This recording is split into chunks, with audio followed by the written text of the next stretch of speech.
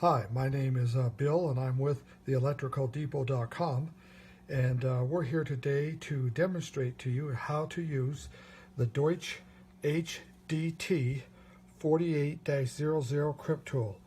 This is a very fine quality precision made tool, and I think it does the best job of all the tools on crimping Deutsch terminals and connectors and contacts. The first thing you do is you set the size of the terminal you're using by raising up on the dial and then moving it to the size of the contact, and then let go and the dial springs right back into location. It shows you right here to raise to rotate.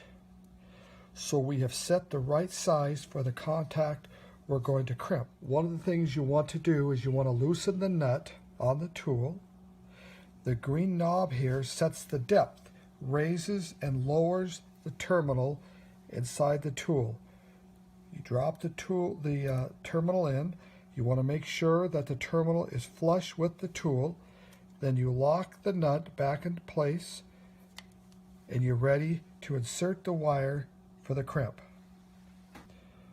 You take the contact and you drop it into the cavity of the tool. Squeeze the tool together till you hear a click. That locks the terminal into the tool.